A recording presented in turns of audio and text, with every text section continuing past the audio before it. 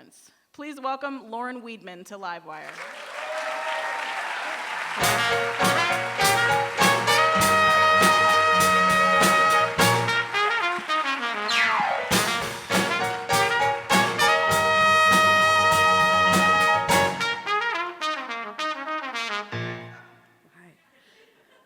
My mother, I call her adopted mama.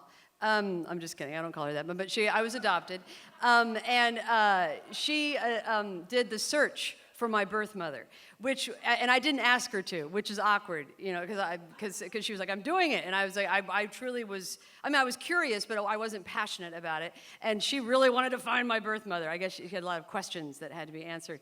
And I was 19 years old. And so she started, and Murder, She Wrote was very, very popular.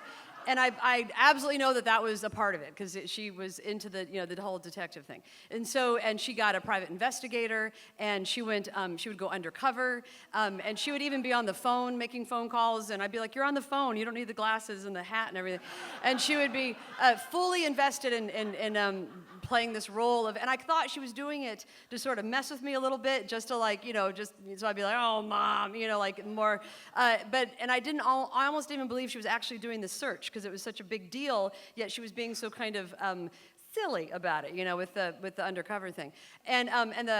She knew what city I was born in, and so her and the private investigator found the yearbook from the local high school in Terre Haute, Indiana. And so I couldn't wait to find my birth mother in Terre Haute, Indiana.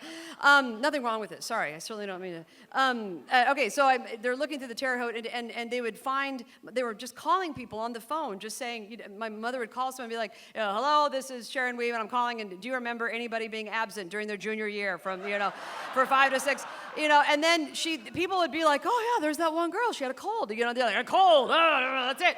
That's how they covered back then, or whatever. And so and then for like a week, then she would be like, we've got a lead, this is her. And they literally would be like, there was one point that they found an Asian girl who had been absent, for 3 months.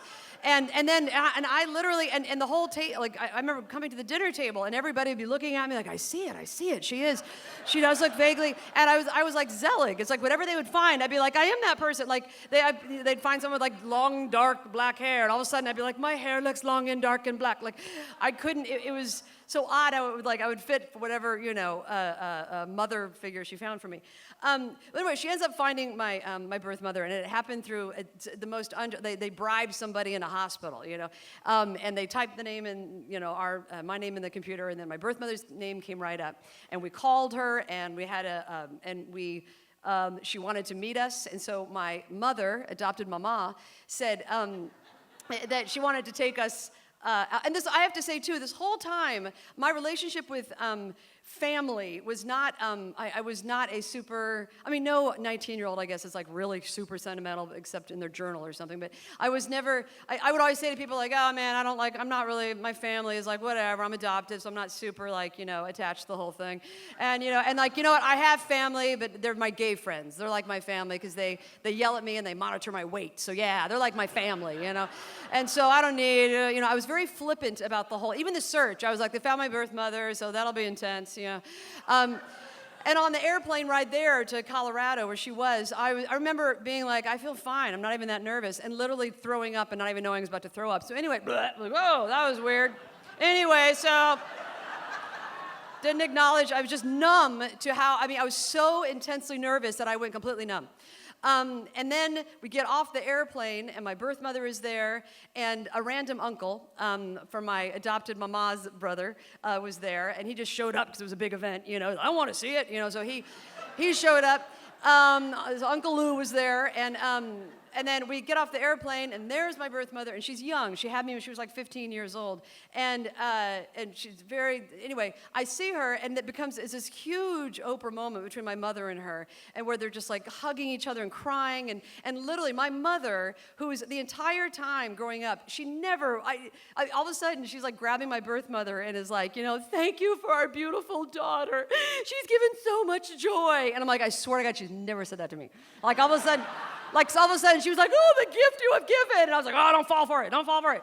She's never done that before. And I was this, and I was the prize that was dropped from the heavens, and like, anyways, it was this big show. And so I'm mostly noticing that, where I'm like, oh, suddenly she's thinking, because the whole time when I was growing up, she was just like, it means another therapy session for you, lady, if I came home late from, because they were nervous about me because I was adopted, so they didn't know what had happened to me, If I laughed a lot, they were like, that's a lot of laughing. What do you think that's about,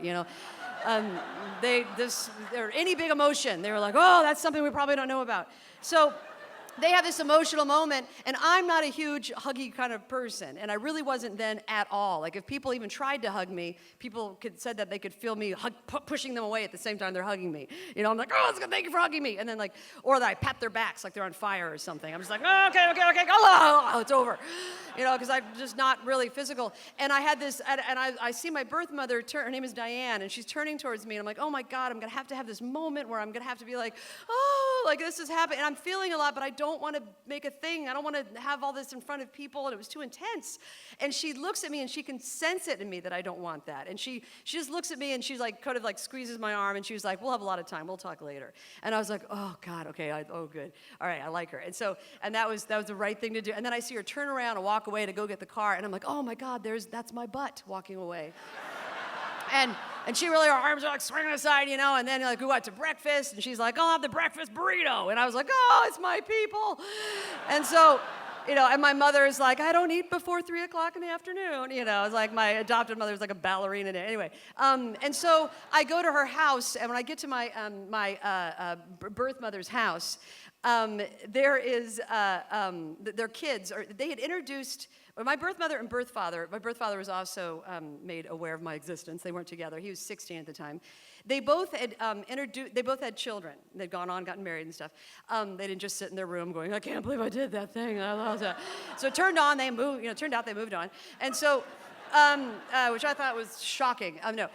So my birth mother, when she found out that I was back, she had taken all of her kids out to like Chuck E. Cheese's, and she told them they're having a big surprise party, and and a big cake arrived, and when the cake gets there, she tells the kids, she's got 3 little kids, and she's like, you know what we're celebrating? You have a big sister, and she's coming back on Wednesday, like around 6, like it was very specific, and they were just like, even though they didn't even understand what she was saying, they were just like, cake, balloons, good, okay, that's her. And my birth father, on the other hand, like took his kids into a room and like, sat them down and was like, a long time ago I made a mistake, okay? And that mistake may be visiting next weekend, And like, it's so amazing, because like, to this day, they're the kids, the way they treat me both is so different. And then the last thing I'll say, but the last time I saw my birth mother, we went to see Paul Simon in Indiana, and they played the song Mother and Child Reunion, and she jumps up and she like grabs my hand, and I'm not a hand holder. I just sound like a monster, don't I? I'm like, I don't eat, I don't sleep, and don't touch me. Like I'm a, but anyway, she grabs my hand, and I let her, and it feels so, I remember thinking like, oh yes, hand holding. I can see why people have been doing it for generations. It's a nice thing to do, and it does feel good to have like your mother holding your hand. It does feel like, oh, I